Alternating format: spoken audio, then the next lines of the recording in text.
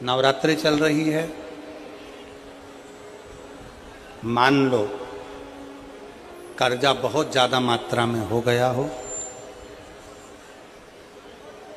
Peak अच्छी नहीं आई हो, फसल अच्छी नहीं आई हो, बहुत टेंशन की जिंदगी अगर चल रही हो, बहुत चिंता ग्रसित कर रखी हो और ऐसा लग रहा है कि पैसे की आवक कहीं से नहीं है और टेंशन बढ़ता जा रहा है, तो ये नवरात्रि जब पूर्ण हो तो दशमी जब तिथि आए, 9 दिन पूरे होने के बाद जब दसवीं तिथि आए, दशमी दशहरा, नवरात्रि पूर्ण होने के बाद में जो दशमी तिथि आए,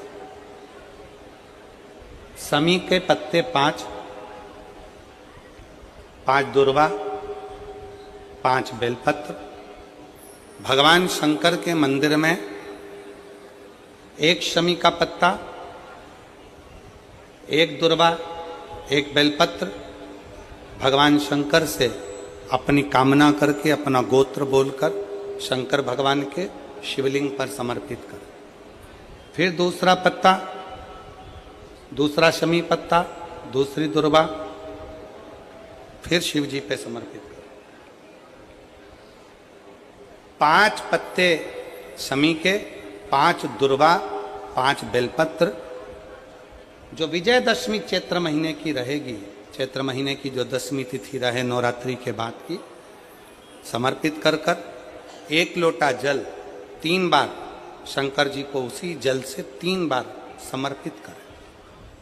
अपनी कामना कर कर चढ़े हुए जल का भाग थोड़ा सा लेकर आएं, घर के दरवाजे पर, व्यापार के स्थान पर उसका सिंचन करें और हृदय से बाबा से प्रार्थना करें, बाबा तेरे भरोसे हैं, बहुत चिंता है, बहुत टेंशन है, कर्जा बहुत है, दुख बहुत है, व्यापार चल नहीं रहा, तुझे संभाल। हमारा विश्वास कहता है 3 महीने के अंदर जहाँ भी कथा होगी वहाँ आपका खुद का पत्र आकर आप लिखकर भेजोगे कि मेरे बाबा ने मेरा हाथ पकड़ा, मेरे शिव ने साथ दिया।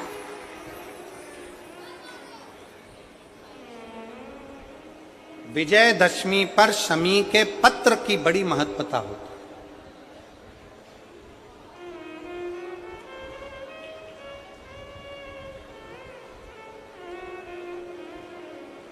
और नवरात्रि के बाद में जो विजयदशमी आती है, उस दशमी की बड़ी महत्वता होती है।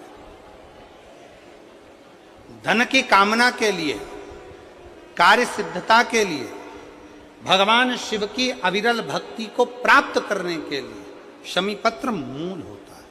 मूल।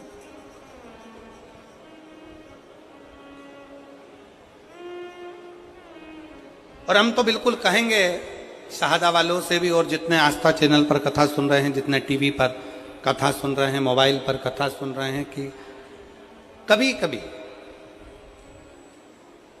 2 स्थान पर दीप लगाने में पीछे मत हटो। पहला,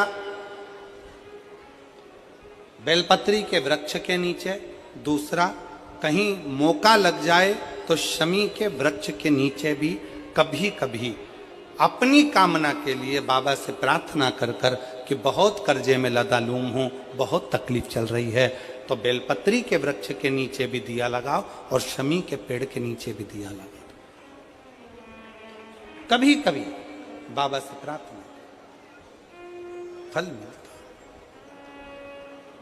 आपके जीवन में ऐसा लगने लगे कि हाँ बहुत कष्ट है, कर्जा भी बढ़ गया, तकलीफें भी बढ़ गई, बहुत दुख भी बढ़ रहा है, कहीं परिवार सही नहीं चल रहा है, तो प्रयास करते रहा करो। हफ्ते में 1 बार 1 चावल का दाना जल के पात्र में डाल लिया, 1 काली मिर्च जल के पात्र में डाल ली और उस जल को ले गए, थोड़ा सा चंदन का छींटा डाल दिया, ले जाकर शिव जी को समर्पित कर दिया। शंकर को जल चढ़ाने के लिए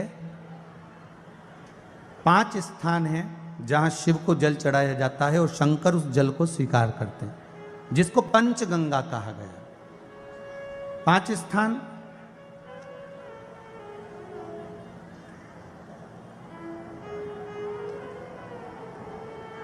अच्छे से समझ लीजिएगा, जब भी शिव मंदिर में जाएं तो ये 5 स्थान शिव को जल चढ़ाने के लिए। ये रखा है शिवलिंग, गोल जलाधारी, ये चरण जहाँ से पानी नीचे की ओर जाता है। शंकर भगवान के 13 बच्चे हैं, 13 की 13 बच्चे, शिव जी का संपूर्ण परिवार, 33 कोटि देवता, 64 योगनियाँ, सब शिवलिंग के आसपास में। आप शंकर जी के मंदिर में जाकर ये कभी ना विचार करना कि पार्वती जी को ढूंढना पड़ेगा या गणेश जी को ढूंढना पड़ेगा या कार्तिकेय जी को ढूंढना पड़ेगा या भैरव को ढूंढना पड़ेगा। हमें शंकर के मंदिर में जाकर किसी देवता को ढूंढने की जरूरत नहीं है। जहां शंकर भगवान का शिवलिंग रखा हुआ है वो माता जी का हस्तकमल है, माता पार्वती जी का स्थान है। जहां शिवलिंग रखा है वो शंकर भगवान है। जहां जलाधारी है उस जलाधारी के पास में जहां पानी बहता है बीच में अशोक सुंदरी का स्थान है। जहां से पानी बह रहा है उसका राइट भाग वहां गणेश जी का स्थान है, लेफ्ट भाग कार्तिकेय जी का स्थान है। शंकर भगवान के ऊपर जो जल गिर रहा है वो शंकर भगवान की 5 लड़कियां, जया, विषहरा, शामली बारी, दौतली, देव, ये शंकर जी की 5 बेटियां ऊपर हैं। जहां से पानी बहकर उस निकासी से, जहां नाली बनी रहती है, पानी जहां से निकलकर बाहर मंदिर के जा रहा है वो 33 कोटि देवताओं का स्थान है। इसलिए सारे मंदिरों की परिक्रमा हो सकती है पर शंकर जी के मंदिर की परिक्रमा नहीं करते, क्योंकि वो जल जो जा रहा है वो 33 कोटि देवताओं का स्थान है, उसको हम लांघ नहीं सकते। वो स्थान जल चढ़ाते समय आप इसका स्मरण रखें। पानी का जब पात्र लेकर जाते हैं मंदिर के अंदर, सबसे पहले शिव जी का जो जलाधारी है उसमें राइट भाग पर अपनी मनोकामना कर कर जल चढ़ाएं, फिर लेफ्ट भाग में चढ़ाएं रोग मुक्ति के लिए। अशोक सुंदरी की जगह पर चढ़ाएं, ये तीसरा स्थान। चौथा स्थान माता पार्वती जी का जो कटी भाग है जहां पर शिवलिंग रखा हुआ है उस भाग पर जल चढ़ाएं, चौथा भाग। 5वां भाग शंकर जी के ऊपर चढ़ाएं। ये 5 जगह पर जल क्रम वाइज चढ़ाएं। आप लोग जाते हो डायरेक्ट जाकर शंकर जी पे जल उंडेल करा जाते हो, सीधे गए और शिव जी पे जाकर आपने जल चढ़ा दिया। हमारे यहाँ शास्त्र कहता है जैसे अपन देवताओं की पूजन करते हैं तो पंडित जी सबसे पहले पूजन किसकी कराते हैं? जम के बोलो जरा, गणेश जी की। गणेश जी के बाद पूजन कराते कराते कराते कराते कराते कराते आगे के सारे देवता कराते कराते कराते कराते फिर पर पहुंचते हैं। आप डायरेक्ट मूल पूजन कराते कराते कराते कराते कराते कराते आगे के सारे देवता कराते कराते कराते कराते फिर मूल पूजन पर पहुंचते हैं। आप डायरेक्ट मूल पूजन पे पहुंच जाते हो। और सरल भाषा में समझ लो, जितनी सरल भाषा में समझोगे ना उतना अपने जीवन में उतर जाएगा। इस छत के ऊपर आपको चढ़ना है, निशानी रखी है,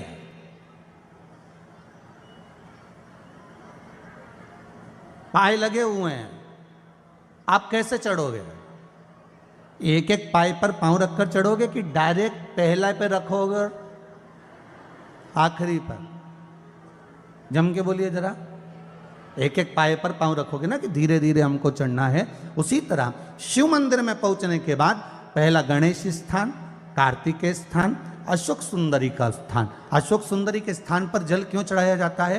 क्योंकि भगवान शंकर की सबसे छोटी लड़की जो है वो अशोक सुंदरी है। और ये जो छोटी लड़की है अशोक सुंदरी, ये नारी को अखंड सौभाग्यता का वर प्रदान करती है। कौन सी नारी को? किस नारी को अखंड सौभाग्यता देती है? तो महाराज शास्त्र कहता है जिस नारी के भाग्य में लिखा होता है कि इसको वैधव्य होना है, इसके पति को समाप्त होना है, अगर वो नारी अशोक सुंदरी वाली जगह पर जल चढ़ा देती है तो पति पर अगर काल भी मंडरा रहा होता है तो मां अशोक सुंदरी महाकाल से कहकर काल को टाल देती है। वो अशोक सुंदरी का स्थान, वो माता अशोक सुंदरी का स्थान।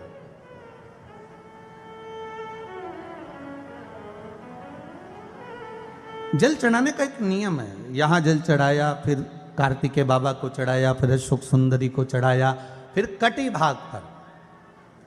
ये कटी भाग बड़ा विशेष भाग है महाराज, बहुत बहुत ध्यान दीजिएगा। जिस पति और पत्नी में विवाद होकर अदालत तक बात पहुंच गई हो और तलाक तक की नौबत आ रही हो, महाराज उनको जोड़ने के लिए ये कटी भाग मूल होता है। कौन सा कटी भाग? जहां पर शिवलिंग रखा है, जहां शिवलिंग रखा है ये कटी भाग मूल होता है। कहते हैं 5 सोमवार लिंग पुराण वर्णन कर रही है, 5 सोमवार कटी भाग पर जहां शिवलिंग रखा हुआ है, 3 उंगली में मक्खन लेकर कटी भाग पर मात्र फेर देने पर और उस पर 7 जगह चंदन लगा देने पर पति और पत्नी का संबंध कभी समाप्त नहीं हो सकता, वो जुड़कर ही रहेगा, प्रेम बढ़कर ही रहेगा। कटी भाग का बड़ा बड़ा महत्व है महाराज। शिवलिंग के कटी भाग पर स्वयं मां जगतजननी जगदम्बा अपने हस्त कमल पर भगवान शिव को झेली हुई।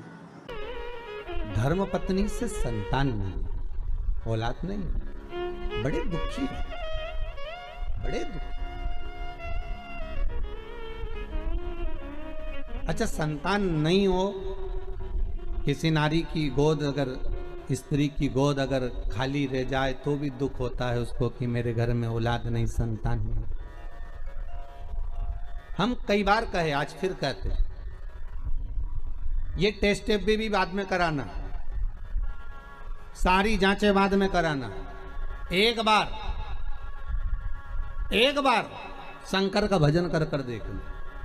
सब जगह से अगर हार जाओ और सारे रिपोर्ट आपकी आपने सब दूर दिखा ली, तो एक बार शंकर पर भरोसा कर कर तुम रुका जी का नाम लेकर सफेद आंकड़े की जड़ को शिव जी पे से रजस्वला धर्म के 7वें दिन 21 बार घुमा लो, नाम गोत्र बोलकर कमर में लाल धागे में बांध लो, पीपल के पत्ते शिव जी को चढ़ाओ, उठाकर लाओ, उस एक पत्ते को रात्रि को गाय के दूध में उकालो और उस दूध को दोनों पति पत्नी पियो, साथ रहिए।